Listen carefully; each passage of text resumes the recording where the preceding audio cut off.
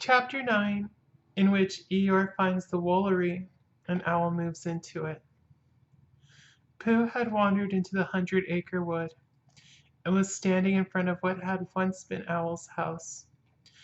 It didn't look at all like a house now. It looked like a tree which had been blown down. And as soon as a house looks like that, it is time you try to find another one. Pooh had had a mysterious message underneath his front door that morning saying, "I am searching for a new house for Owl, so had you, Rabbit." And while he was wondering what it meant, Rabbit had come in and read it for him. "I'm leaving one for all the others," said Rabbit, "and telling them what it means, and they'll all search too. I'm in a hurry. Goodbye." And he had run off. Pooh followed slowly. He had something better to do than to find a new house for Owl. He had to make up a Pooh song about the old one, because he had promised Piglet days and days ago that he would, and whenever he and Piglet had met since, Piglet didn't actually say anything, but you knew at once why he didn't. And if anybody mentioned hums or trees or strings or storms in the nights, Piglet's nose went all pink at the tip, and he talked about something quite different in a hurried sort of way. "But it isn't easy," said Pooh to himself, as he looked at what had once been Owl's house, "because poetry and hums aren't things which you get. They're things which get you. And all you can do is to go where they can find you." He waited hopefully. "Well," said Pooh after a long time, "I shall begin 'Here lies a tree,' because it does, and then I'll see what happens." This is what happened. "Here lies a tree which Owl, a bird, was fond of when he stood on end. And Owl was talking to a friend, called me, in case he hadn't heard, when something odd occurred. For lo, the wind was blusterous and flattened at his favorite tree, and things looked bad for him and we, looked bad, I mean, for he and us. I've never known them wuss. Then Piglet thought a thing. 'Courage,' he said, 'there's always hope. I want a thinnish piece of rope, or if there isn't any, bring a thickish piece of string.'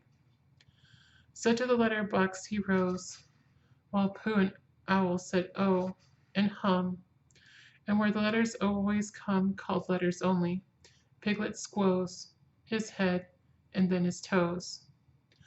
Oh, gallant Piglet, Piglet, ho! Did Piglet tremble? Did he blench? No, no, he struggled inch by inch, through letters only, as I know, because I saw him go. He ran, and then he stood and shouted help for Owl, a bird, and Pooh, a bear, until he heard the others coming through the wood as quickly as they could. 'Help, help, and rescue,' Piglet cried, and showed the others where to go. 'Sing ho for Piglet, Piglet, ho!' And soon the door was opened wide, and we were both outside. 'Sing ho for Piglet, ho, ho!' So there it is," said Pooh, when he had sung this to himself 3 times. "It's come different from what I thought it would, but it's come. Now I must go and sing it to Piglet. 'I am searching for a new house for Owl, so had you, Rabbit.'" "What's all this?" said Eeyore. Rabbit explained. "What's the matter with his old house?" asked Eeyore. Rabbit explained. "Nobody tells me," said Eeyore. "Nobody keeps me informed. I make it 17 days come Friday since anybody spoke to me." "It certainly isn't 17 days come Friday," explained Eeyore. "And today's Saturday," said Rabbit, "so that would make it 11 days. And I was here myself a week ago." "Not conversing," said Eeyore. "Not first one and then the other. You said hello and flashed past. I saw your tail in the distance as I was meditating my reply. I had thought of saying 'what?' but of course it was then too late. Well, I was in a hurry." "No give and take," Eeyore went on. "No exchange of thought. Hello, what, I mean, it gets you nowhere, particularly if the other person's tail is only just in sight for the second half of the conversation. It's your fault, Eeyore. You've never been to see any of us.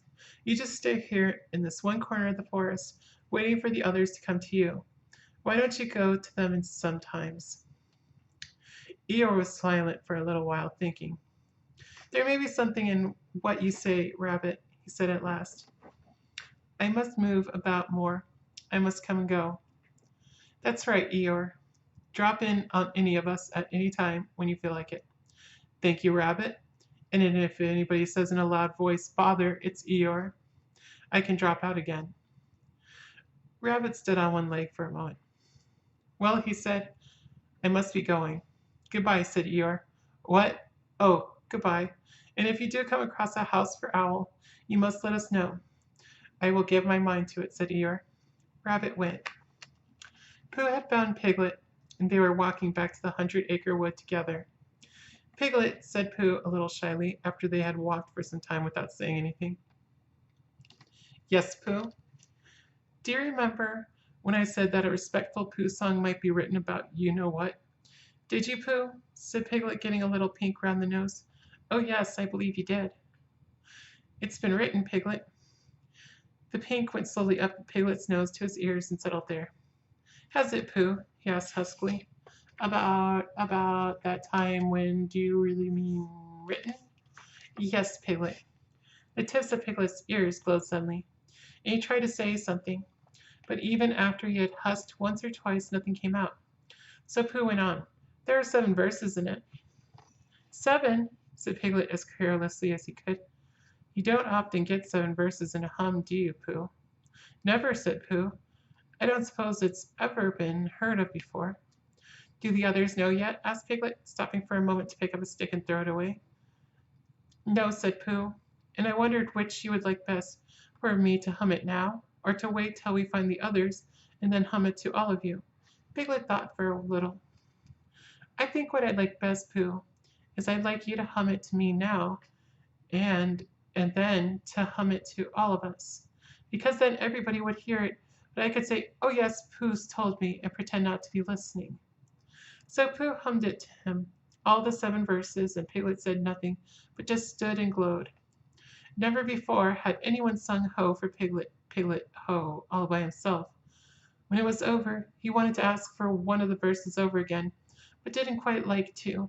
It was the verse beginning, O gallant Piglet, and it seemed to him a very thoughtful way of beginning a piece of poetry.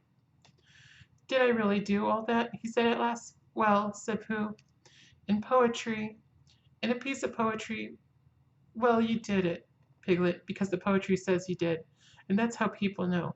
Oh, said Piglet, because I thought I did blinch a little just at first, and it says, did he blinch? No, no, that's why. You only blinched inside, said Pooh, and that's the bravest way for a very small animal not to blinch that there is. Piglet sighed with happiness and began to think about himself. He was brave. When they got to Owl's old house, they found everybody else there except Eeyore. Christopher Robin was telling them what to do, and Rabbit was telling them again directly afterwards, in case they hadn't heard, and then they were all doing it.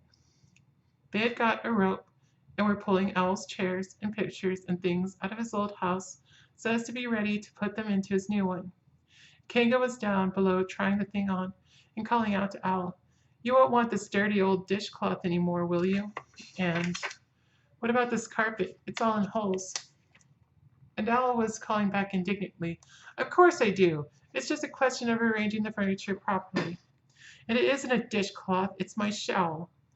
Every now and then Roo fell in and came back on the rope when the next article, which flustered Kanga a little, because she never knew where to look for him. So she got cross with Owl and said that his house was a disgrace, all damp and dirty, and it was quite time it did tumble down. Look at that horrid bunch of toadstools growing out of the floor there. So Owl looked down a little surprised because he didn't know about this, and then gave a short sarcastic laugh and explained that that was his sponge, and that if people didn't know a perfectly ordinary bath sponge when they saw it, things were coming to a pretty pass. Well, said Kanga, and Roo fell in quickly, crying, I must see Owl's sponge. Oh, there it is. Oh, Owl, Owl, it isn't a sponge, it's a spudge. Do you know what a spudge is, Owl? It's when your sponge gets all, and Kanga said, Roo dear, very quickly, because that's not the way to talk to anybody who can spell Tuesday. But But they were all quite happy when Pooh and Piglet came along, and they stopped working in order to have a little rest and listen to Pooh's new song. So then they all told Pooh how good it was, and Piglet said carelessly, "It is good, isn't it? I mean, as a song." "And what about the new house?" asked Pooh. "Have you found it, Owl?" "He's found a name for it," said Christopher Robin, lazily nibbling at a piece of grass. "So now all he wants is the house." "I am calling it this," said Owl importantly, and he showed them what he had been making. It was a square piece of board with the name of the house painted on it, the Wolery. It was at this exciting moment that something came through the trees and bumped into Owl. The board fell to the ground, and Piglet and Roo bent over it eagerly. "Oh, it's you," said Owl crossly. "Hello, Eeyore," said Rabbit. "There you are. Where have you been?" Eeyore took no notice of them. "Good morning, Christopher Robin," he said, brushing away Roo and Piglet and sitting down on the Wolery. "Are we alone?" "Yes," said Christopher Robin, smiling to himself. "I have been told the news has worked through to my corner of the forest, the damp bit down on the right which nobody wants, that a certain person is looking for a house. I have found one for him." "Ah, well done," said Rabbit kindly. Eeyore looked round slowly at him and then turned back to Christopher Robin. "We have been joined by something," he said in a loud whisper, "but no matter. We can leave it behind. If you will come with me, Christopher Robin, I will show you the house." Christopher Robin jumped up. "Come on, Pooh," he said. "Come on, Tigger," cried Roo. "Shall we go, Owl?" said Rabbit. "Wait a moment," said Owl, picking up his notice board, which had just come into sight again. Eeyore waved them back. "Christopher Robin and I are going for a short walk," he said, "not a jostle. If he likes to bring Pooh and Piglet with him, I shall be glad of their company, but one must be able to breathe." "That's all right," said Rabbit, rather glad to be left in charge of something. "We'll go on getting the things out. Now then, Tigger, where's that rope? What's the matter, Owl?" Owl, who had just discovered that his new address was the Smudge, coughed at Eeyore sternly, but said nothing, and Eeyore, with most of the Wolery behind him, marched off with his new friends. So in a little while they came to the house which Eeyore had found, and for some minutes before they came to it, Piglet was nudging Pooh, and Pooh was nudging Piglet, and they were saying, "It is," and "It can't be," and "It is, really," to each other. And when they got there, it really was. "There," said Eeyore proudly, stopping them outside Piglet's house, "and the name on it and everything." "Oh," cried Christopher Robin, wondering whether to laugh or what. "Just the house for Owl, don't you think so, little Piglet?" And then Piglet did a noble thing, and he did it in a sort of dream, while he was thinking of all the wonderful words Pooh had hummed about him. "Yes, it's just the house for Owl," he said grandly, "and I hope he'll be very happy in it." And then he gulped twice because he had been very happy in it himself. "What do you think, Christopher Robin?" asked Eeyore, a little anxiously, feeling that something wasn't quite right. Christopher Robin had a question to ask first, and he was wondering how to ask it. "Well," he said at last, "it is a very nice house, and if your own house is blown down, you must go somewhere else, mustn't you, Piglet? What would you do if your house is blown down?" Before Piglet could think, Pooh answered for him. "Come and live with me," said Pooh. "Wouldn't you, Piglet?" Piglet squeezed his paw. "Thank you, Pooh," he said. "I should love to."